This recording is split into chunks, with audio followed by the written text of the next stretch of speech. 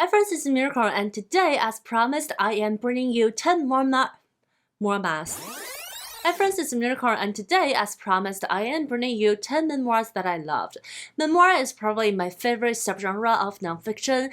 I don't know, there's just something magical about listening to other people telling their life stories, sometimes feeling connected or inspired or learning something, and sometimes challenge the way that how we understand other people's world. I've already made a couple of videos about memoir recommendations before, and I'll link those videos down below for you to check out so I don't repeat myself. And today I'm just gonna talk about some memoirs that I read relatively recently that I absolutely enjoyed. So without further ado, let's dive into the books. The first one is a masterpiece. It is what I call a childhood memoir done right. It is the opposite of Butterfly Hunting, The Tragedy and the Glory of Growing Up by Evanna Lynch. This book was recommended to me by Lily. I cannot stress how grateful I am for Lily to recommend this book to me, and I'll link her book blog down below. In this book, Evanna Lynch talked candidly about her recovery from anorexia, which is something that I didn't know that she was suffering from. This book covers when she was really little to nowadays. While capturing her struggles, the book also has so much reflections and wits that combined within her stories that really make you feel her growth throughout the writing. I read many reviews of people who is also recovering from anorexia, and they are saying that this book captured precisely the struggles of anorexia and also, more importantly, de-glamorized it because it is a thing that sometimes can happen. Personally, I have never read a book about a mental struggle that captured the struggle so precisely and also writing it in such a sensible and accessible way. Although it's not something that I personally went through, after this book, I feel like I understand so much more about it, and also I understand so much more about myself. Moreover, the book really reads like she has the community and readers in mind when writing it, because she's constantly providing tools for readers who might experience similar things to navigate different situations, and reminding people for the patterns to not fall into, and also talks about the thing that she learned along the way that helped her and might help others. I also love that how easily we can tell how creative she is. Her love and passion for art just flow from the pages so infectiously, and I just feel like she's not only a good actor at this point, but also a great artist. Not to mention that her writing is crisp, cohesive, and poetic. I, at this point, genuinely look forward to anything that she will put out writing-wise in the future. The second book I got here is also about mental health. Is I Want to Die But I Don't Want to Eat Tteokbokki by Beak Sehee and translated from Korean by Anton Hur.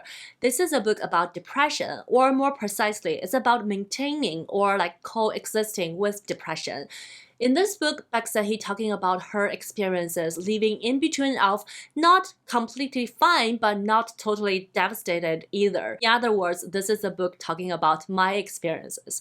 So I connected with this book on a very personal level. Compared to the Evanna Lynch's book, this book seems so casual. Half of the book are the recording of the dialogues between Beak Sehee and her therapist with her therapist's consent. And the other half of the book are her reflections about life, work, and even those therapy sessions. But this also makes this book one of the most honest books about mental struggles, because it presented our deepest thought and the most shadow and sometimes unspoken ones. The ideas that we sometimes feel like we cannot speak out loud are all in between pages. It's uncomfortable but also undeniably authentic. I also resonated with Beak Sehee's statement about art, how that art has given her face, the face that today may not be the perfect day, but it's still a pretty good day. The face that even after a long day of being depressed, she can still burst out laughing about something very small. Moving on from mental health, the next book I recommend is First, They Erased Our Name, A Rohingya Speaks by Habiburahman with Sophie and Ansel. This is such a poignant memoir. It's so important and also beautifully written that I want more people to read it.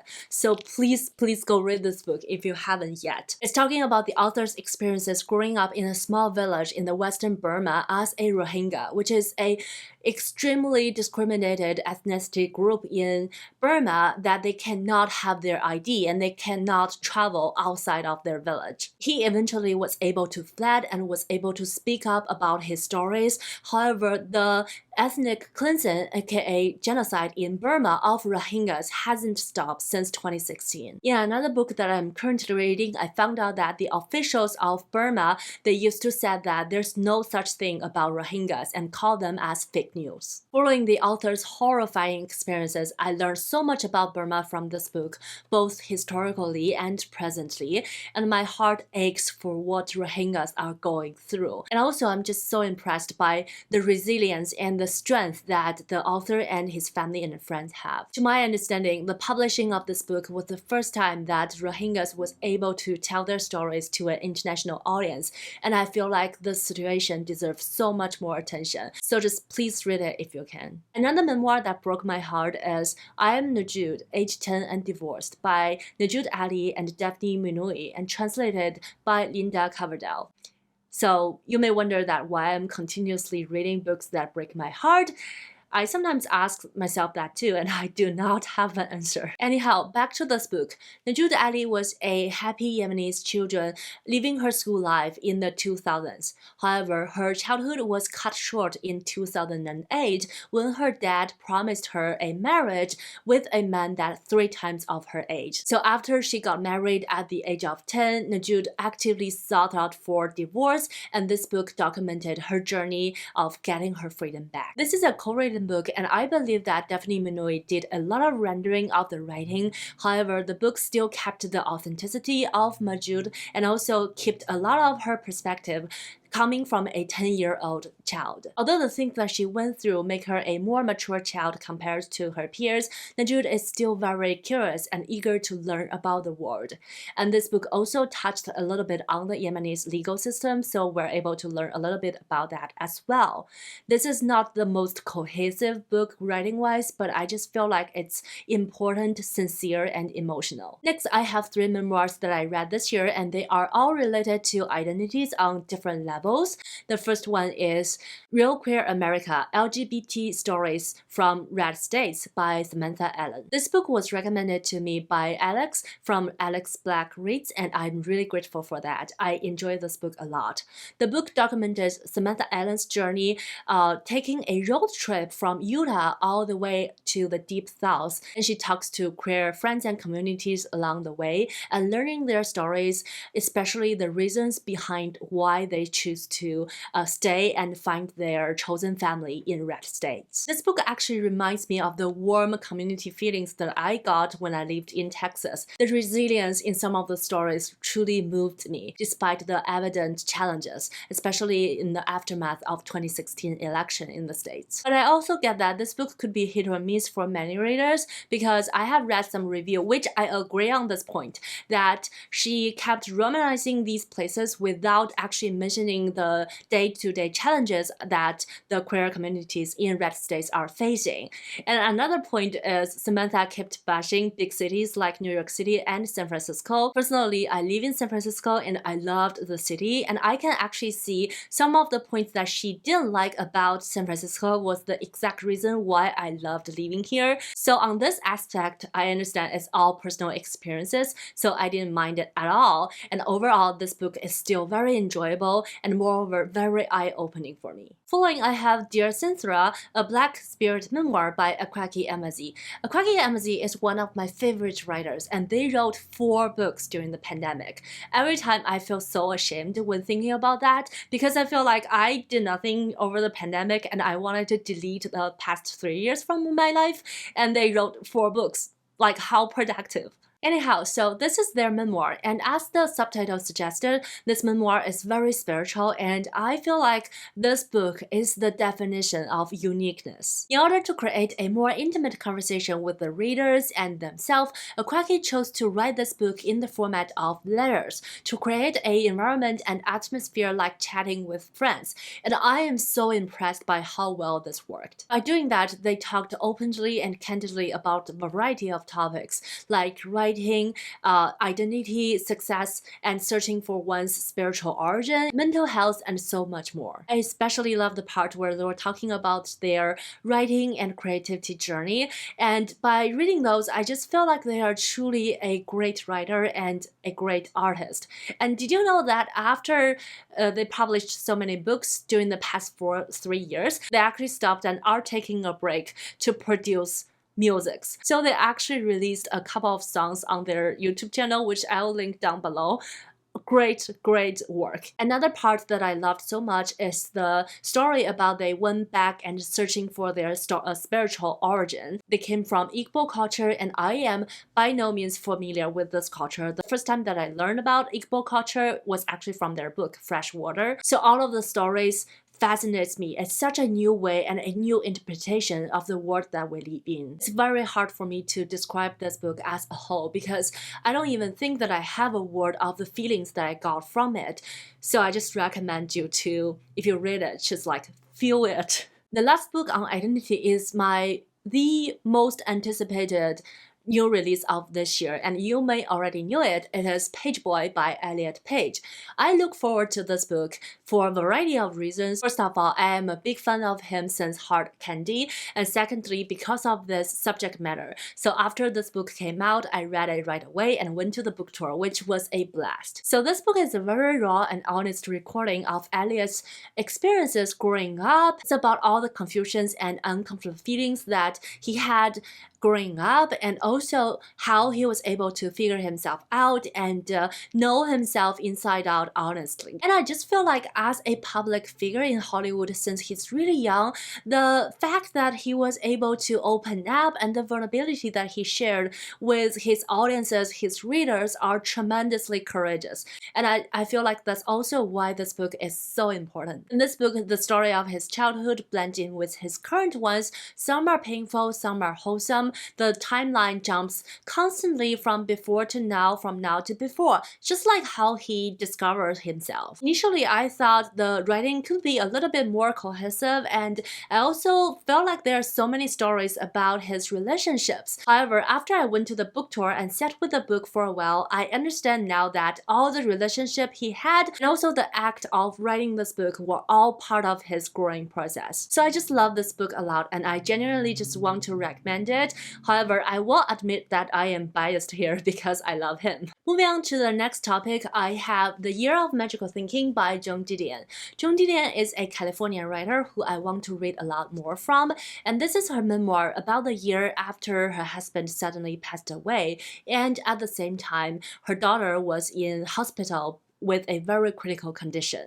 Joan Didion said herself that this is a book about the time where he abandoned all the fixed ideas about death, illness, children, marriage, and memory, and about the shallowness of sanity and the life itself. And I feel like there's no better way to describe this book. So this is apparently a very heavy memoir, but it's also very moving. Reading about the moments in the darkest time of Joan Didion's life, weirdly, you get the sense of strength of life and from all the uncertainty. It's a very peculiar feeling, but I loved it. I feel like maybe it's because of her calm narrative, which is actually serving as a coping mechanism for her to delaying acceptance, the reality. It's one of those memoirs that not only share the stories with you, but also wrapped you around inside like a baby and patting your head. I don't know what I'm talking about. All I'm saying that I enjoyed the feeling a lot, although it's a very heavy topic. And at times I question myself why I haven't read this earlier, but I also feel like I read it at the right time in my personal life after I experienced some family losses. So overall, a great memoir that I recommend. Second to the last on this list is Wave by Sonali Daranyagala, and this is another memoir about grief, talking about in 2004, there's a tsunami happened in Sri Lanka, and Sonali suddenly lost all her family members. This book shares the slow recognition and realization after the loss with The Year of Magical Thinking. speaking, but I spent more time on the scene where the accident happened because the author was right there and she was also running for her life. So the book has a stronger feeling of sadness, and later on she talked about her life before the accident with her family member and also the step that she took after the accident. This can be another very difficult read because it's just so painful and very hard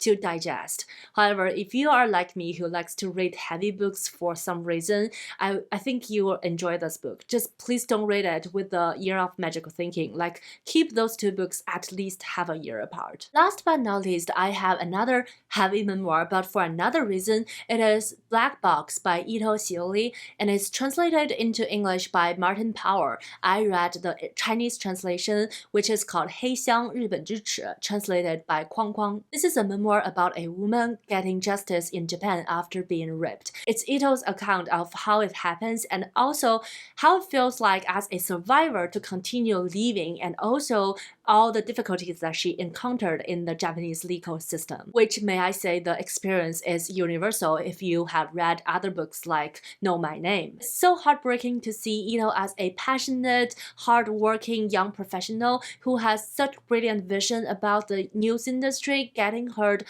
and also assaulted by the people that she trusted the most in the field. And it's also so devastating to know that how the rape survivors and victims are getting suppressed, and it's so hard for them to get justice in the legal system, especially when they come against powerful men. Besides the great writing where you can clearly see her ability as a journalist, this book is also very important because it foregrounded the Me Too movement in Japan and inspired the legal shift about sexual assault. I really recommend it, and like I said, if you have read Know My Name, I highly recommend you to check out this book as well. And that's all the memoirs that I want to recommend in this video. I hope you find something that interests you, and as always, please let me know if you have any recommendations of memoirs or other books in the comment section down below, and thumbs up to this video if you liked it, and don't forget to say hi also, and I wish you happy reading, stay healthy, stay safe. I'll see you in my next bookish video. Bye!